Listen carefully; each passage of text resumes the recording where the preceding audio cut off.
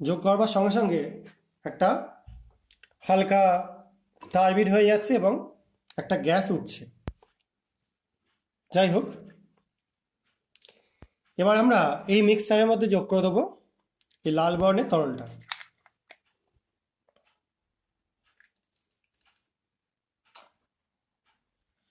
দেখো,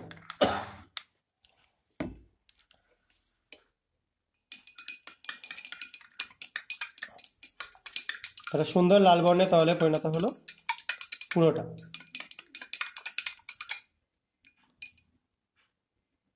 এবার এটার মধ্যে আমরা যোগ করে দেবো আরো একটা অন্য মিক্সচার।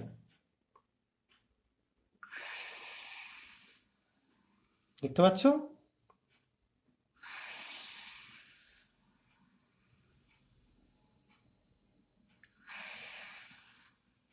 তো এই মিক্সচারটা যোগ করার সঙ্গে সঙ্গে তীব্রভাবে বিক্রিয়া হচ্ছে এবং কিছু মেটেরিয়ালের মিশ্রণ তৈরি হচ্ছে।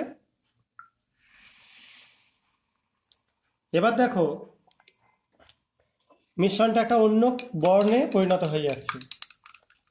বর্ণটা দেখো সম্পূর্ণ রকম আলাদা। আগেরটা ছিল তোমরা দেখেইছো সবাই, আর এখন দেখো কি কালার মানে তৈরি হয়ে গেল।